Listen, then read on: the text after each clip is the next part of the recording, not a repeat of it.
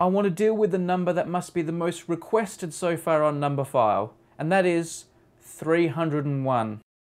Now, for those of you who don't pay much attention to the YouTube view counters, you might wonder what the big deal is with 301, and let me tell you. When a new video is uploaded, and if it's quite a popular one, you'll quickly see the view counter rise and rise and rise, and then it will get to 301, and it will freeze. And it will stay on 301 for a day, maybe half a day, and then it will start counting to higher numbers as usual. Now, a lot of people have been very mystified by this and have asked us to check it out. I'm Ted Hamilton. I'm a product manager for YouTube Analytics. So there you go. I've got in touch with the people who actually count the YouTube views. That is correct. Well, we actually have the computers do it. We don't count them ourselves, but yes. So before we get to this whole 301 malarkey, what is a view on YouTube? I've always wondered, is someone just pressing play counting as a view? Well, that's actually a bit of a YouTube secret. A view should be a video playback that was requested by an actual user who got what they were intending to get and had a good user experience. We think of views as a currency, and therefore we have to make a significant effort to eliminate counterfeit views, if you will. Now, I know that all sounds a bit mysterious, and we will come back to it later on in the video, but let's crack on with this 301 figure. And you're going to find out counterfeit views actually have a bit to do with it. But the next thing we need to realise is when you watch any video, like this one for example, you're probably not all watching it from the same server. It gets distributed all around the world. So there is, with the original, which you will have uploaded, I guess by the time you're watching this have already uploaded, then this gets what do you call cached in different locations, so that when you make a request for a video, it doesn't need to travel all the way from London, over to California and say, okay, send me back all of these bytes way back here. So with multiple copies of the video all around the world, counting the views starts to get a little bit more complicated. Here's you at your computer watching the video. If you make a request to this server is going to give you the video, right? And at the same time, this server is going to write a little message to a log. It's just one line in a log. Every once in a while, we collect all of these logs. So we'll ship this thing in from Central Europe or whatever into the central log collection area, aggregate them all together, and then go through and count them up.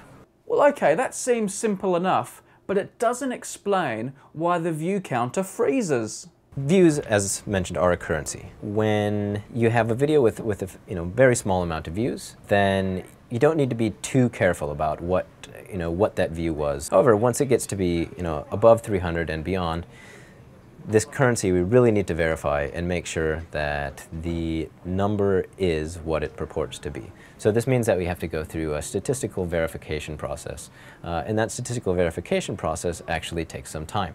And thus we go from incrementing one by one to then saying, okay, now we're incrementing in batch, and all of these views that have been added on have been verified by YouTube to be real views.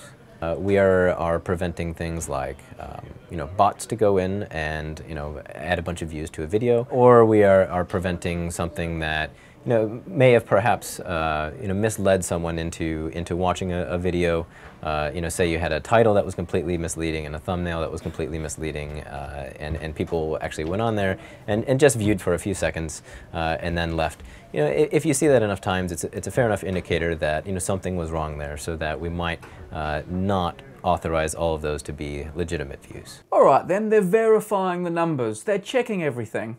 I guess we probably could have guessed that. But why 301? I was not there when the decision was made, but at some point the decision was made that we need to draw a line between what is innocuous and the database can handle and what is all of a sudden serious business. The proportion was calculated to be at about 300, that this is the portion that we need to take care of. But the formula that we used to arrive at 300, I don't know if anyone actually knows that. Well, okay, they drew a line in the sand. It was kind of arbitrary. They wanted to differentiate between people just sharing their home movies and the videos that are more popular, the ones that are a bit more serious, the ones that need scrutiny. But that was 300. The view counter freezes at 301. What's going on here? Is there a reason? Yeah, there is a reason, and the reason was the number 300 was chosen. And when someone's writing code, they need to put the logic in the code that says, where you should stop, or where you should, if one condition is true, you go to the left, and the other condition is true, you go to the right. Now, this condition can be written like this. If the view count is less than 300, then go ahead and add 1 to the view count. Otherwise, go to X, where X is our, much more complicated view count pipeline. However, what actually got written was not this, but if view count is less than or equal to 300, then increment the view count. So what this means is, if the view count is at 300, it says, is the view count less than or equal to 300? Yes, it is. Let me add 1. So then you end up at 301. Let me recap what's going on here. The code which is controlling where this view counter freezes contains a less than or equals to sign. So that means when a new early view comes along, it's checked against the code.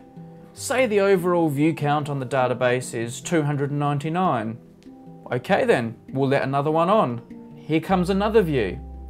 Now the view count is 300. That isn't less than 300, but it is equal to 300. So the code lets another view jump onto the total. Now we're at 301. And when another view comes along, it's not less than 300, but it's also not equal to 300 anymore, and the door is shut. There are going to be no more views added to the publicly visible count until YouTube have done their checks, and that will take half a day to a day. Then, of course, all the extra views that have been counted in the interim all pile onto the total. Nothing's missed. At least that's what I'm told. Yeah, so whoever wrote this code probably did not realize the magnitude of what they were doing. This view counts have been around since the beginning of YouTube, and who was to know what YouTube would become? So yeah, that was actually a rather monumental second of time in San Bruno, California, when a coder decided to write that logic in, and it is now one of the idiosyncrasies of YouTube. Now I can hear some of you screaming at your computer screens. The view count doesn't stop at 301. Sometimes it stops at 302, or 305, or 310. What's going on there? There's an explanation for that too, and that comes back to how I was saying the videos are shared around servers all across the world. So here's what's going on there. The views are coming in from the logs at the different videos, the different places around the world, and they're coming to this central database. And we know the door's going to be shut at 301. We just explained that a minute ago. But what happens if views are coming in at the same time? Someone watched it in Africa at the exact same time, someone watched in Europe. Now we've got multiple views coming in. Checking if they're allowed to join the count. Yes, they are. It's less than or equal to 300. So they all pile on at the same time. Now when a new view comes along, sorry, we're closed for business. But because of that simultaneous update, a few extra views were able to sneak on. We get asked about it all the time. I wouldn't say that it causes angst, but it's certainly, I would classify it more as an annoyance. You can go and see a very popular video, and you look and you'll see that it has 2,000 likes and 300 views. That's a little bit interesting. Well, the issue there is that we don't put the likes through the same rigorous process, and likes are far fewer in magnitude, so our systems can handle them more easily. But the views do freeze, and it can result in some awkward situations, but that actually results in terrific videos like this. So. I did speak to Ted for maybe 45, 50 minutes and recorded it all. I've got loads of footage, a lot more detail, including a bit more about what constitutes a view, and I know some of you will want to see it. I haven't had time to edit it all just yet, but stay tuned because I'll be uploading that to Numberphile in the near future. And for those of you who don't like these ones that are a bit more about computers and the internet, I'm sorry. Numberphile is always unpredictable, and I promise next time it might be something you enjoy a bit more. At this point you can go wild, right? How many arrows do you want? So the next one, let's say we did 3 to the power of, to the power of, to the power, oh, arrow, or whatever you want to call this. 3, well that